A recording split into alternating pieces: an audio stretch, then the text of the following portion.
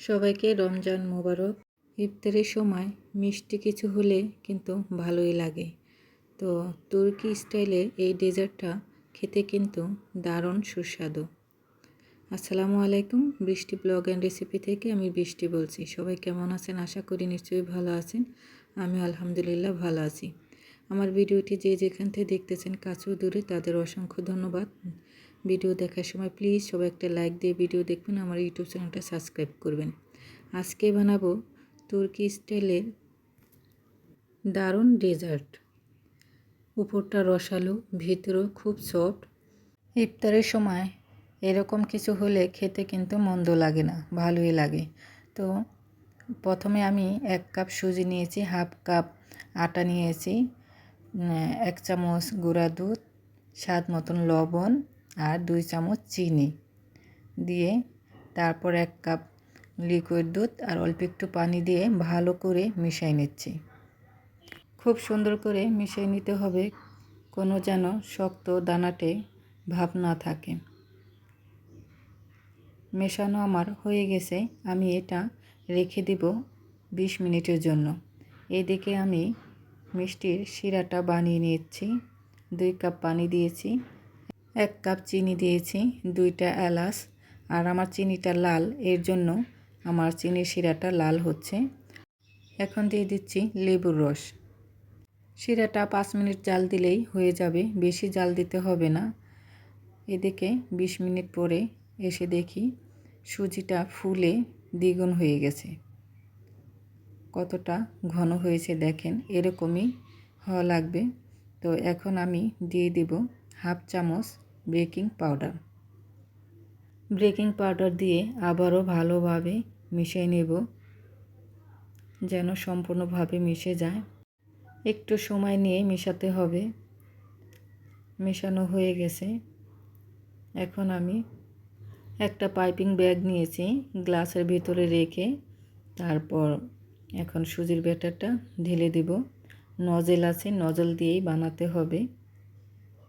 আপনারা চাইলে অন্যভাবেও বানাতে পারেন, তো আমি নজল দিয়ে বানাচ্ছি।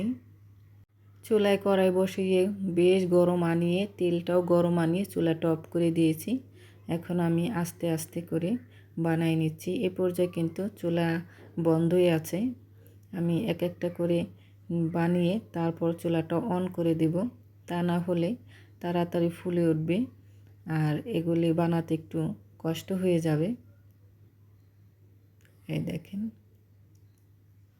একটু সময় নিয়ে আস্তে ধীরে করতে হবে। চুলাটা এখন আমি অন করে দিয়েছি, আর চুলার উপরে রোদ আসছে, এর জন্য একটু আলোটা বেশি লাগছে। এখন চুলার আঁচটা লোতে রেখেই এই মিষ্টিগুলিও ভাজতে হবে। ভাজা হয়ে গেছে, খুব সুন্দর ব্রাউন কালার আসছে। এখন আমি শিরার মধ্যে ভিজিয়ে উঠাই নিব। ভিজিয়ে বেশিক্ষণ রাখবো না, তাড়াতাড়ি উঠাই নিব। একটা প্লেটে নিয়ে নিলাম। আমি আবারও দেখাই দিচ্ছি, দেখেন কত সুন্দর করে বানাই নিচ্ছি। আমার রেসিপিগুলো যদি আপনাদের কোনো অংশ ভালো লাগে প্লিজ লাইক দিবেন, কমেন্ট করবেন। কেমন লাগে আপনাদের সুন্দর মতামত কমেন্টে জানাবেন।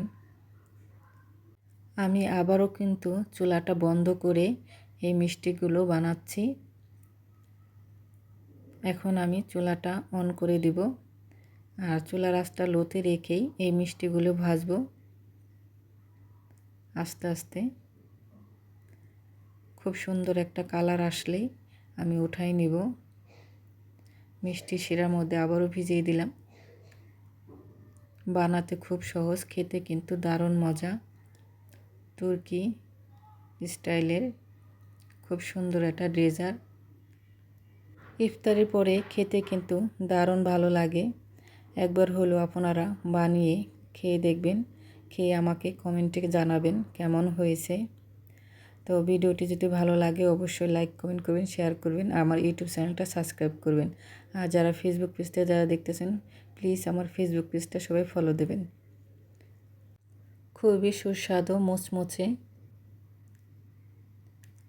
তো তো সবাই ভালো থাকবেন, সুস্থ থাকবেন। দেখা হবে নতুন আর একটা ভিডিওটিতে। আল্লাহ হাফেজ।